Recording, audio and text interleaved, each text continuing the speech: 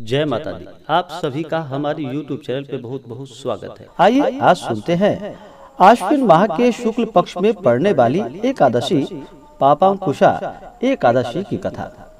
जो भी जातक जो भी भक्त सच्ची श्रद्धा के साथ पापांकुशा एकादशी का व्रत करते हैं उन्हें मनोवांछित फलों की प्राप्ति होती है। इस व्रत में भगवान पद्मनाभ का पूजन किया जाता है। भगवान विष्णु की इस दिन पूजा करने से अनंत गुना पुण्य फलों की प्राप्ति होती है। धर्म ग्रंथों के अनुसार जो मनुष्य कठिन तपस्याओं के द्वारा फल प्राप्त करते हैं वही फल इस एकादशी पर शेष नाग पर शयन करने वाले भगवान श्री हरि विष्णु को नमस्कार करने मात्र से ही प्राप्त हो जाता है और मनुष्य को यमलोक की यातनाएं भी नहीं भोगनी पड़ती है। यह एकादशी व्रत करने मात्र से मातृपक्ष के 10 और 10 पितरों को विष्णु लोक लेकर यह व्रत अपने पुण्य प्रभाव से जाती है।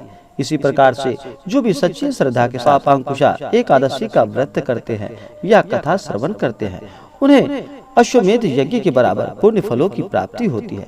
तो आइए आज सुनेंगे पापांकुशा एकादशी की कथा। बोलिए प्रेम से भगवान श्री हरि विष्णु की जय, माता लक्ष्मी की जय, एकादशी माता की जय, पद्मनाभ भगवान की जय।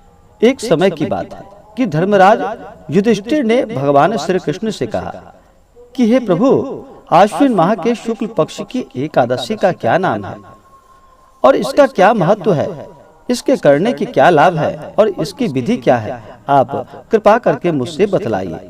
तब भगवान श्री कृष्ण कहने लगे कि हे युधिष्ठिर, पापों को नाश करने वाली इस एकादशी का नाम पापांकुशा एकादशी है।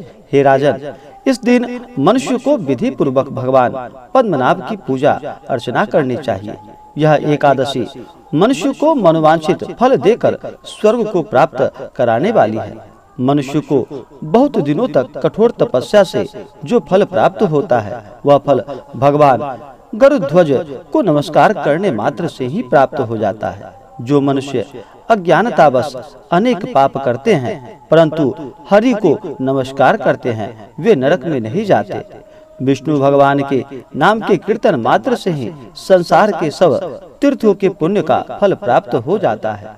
जो मनुष्य शांग धनुषधारी भगवान विष्णु की शरण में जाते हैं उन्हें कभी भी यम यातनाएं भोगनी नहीं पड़ती है। जो मनुष्य वैष्णव होकर शिव की और शैव होकर विष्णु की निंदा करते हैं वे अवश्य नरकवासी हो जाते हैं।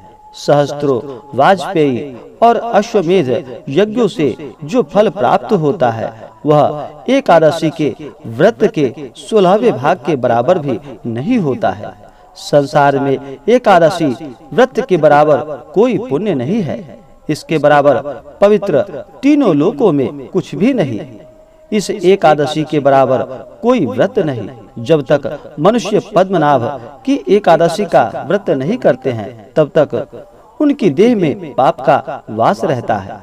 हे राजेंद्र, यह एकादशी स्वर्ग, मोक्ष, आरोग्यता, सुंदर स्त्री तथा अन्न और धन को देने वाली है। एकादशी के व्रत के बराबर गंगा, गया, काशी, कुरुक्षेत्र और पुष्कर भी पुण्यवान नहीं है। हरिवासर तथा एकादशी का व्रत करने और जागरण करने से सहज ही मनुष्य विष्णु पद को प्राप्त हो जाता है। हे युधिष्ठिर, इस व्रत के करने वाले 10 पीढ़ी मातृपक्ष, 10 पीढ़ी पितृपक्ष, 10 पीढ़ी स्त्री पक्ष तथा 10 पीढ़ी मित्र पक्ष का उद्धार कर देती है। वे दिव्य देह को धारण कर चतुर्भुज रूप हो, पीताम्बर पहने और हाथों में माला लेकर गरुड़ पर चढ़कर विष्णु लोक को जाते हैं। हे नृपोत्तम, बाल्यावस्था, युवावस्था और वृद्धावस्था में इस व्रत को करने से पापी मनुष्य भी दुर्गति को प्राप्त नहीं होता है और सतगति को प्राप्त हो जाता है।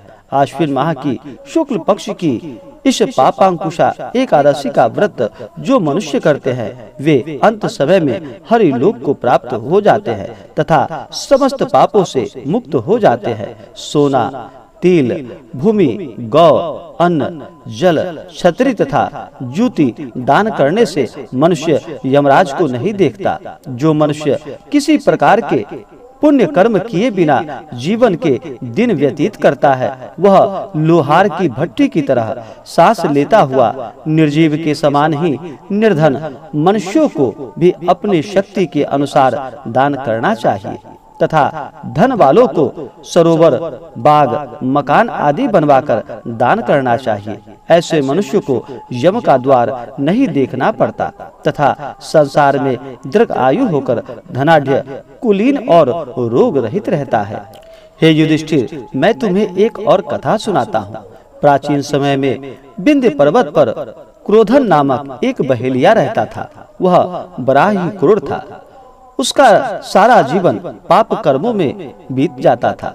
जब उसका अंत समय आया तो वह मृत्यु के भय से कांपता हुआ महर्षि अंगिरा के आश्रम में जा पहुंचा और फिर वहां जाकर याचना करने लगा कि हे ऋषिवर, मैंने जीवन भर पाप कर्म किए हैं, कृपा करके मुझे कोई ऐसा व्रत या उपाय बतलाइए जिससे कि मेरे सभी पाप नष्ट हो जाए और मुझे मोक्ष की प्राप्ति हो जाए। उसके निवेदन पर महर्षि अंगिरा ने उसे पापांकुशा एकादशी का व्रत करने को कहा।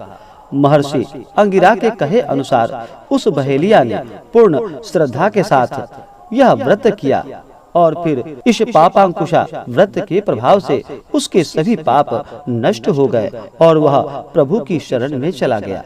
इसी प्रकार से जो भी मनुष्य, जो भी जातक सच्ची श्रद्धा के साथ आश्विन माह के शुक्ल पक्ष की एकादशी पापांकुशा एकादशी का व्रत करते हैं, उन्हें समस्त प्रकार के सुख और समृद्धि की प्राप्ति होती है। तो बोलिए प्रेम से भगवान विष्णु की जय, माता लक्ष्मी की जय, भगवान पद्मनाभ की जय, एकादशी माता की जय। जो भी जातक एकादशी का व्रत करते हैं, उन्हें इस दिन कुछ नियमों का पालन करना चाहिए।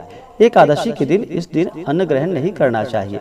इस दिन चावल ग्रहण नहीं करना चाहिए। कहा जाता है कि जो भी इस दिन चावल ग्रहण करते हैं उन्हें रेंगने वाले जीवों के रूप में जन्म लेना पड़ता है। इसलिए एकादशी के दिन चावल ग्रहण नहीं करना चाहिए।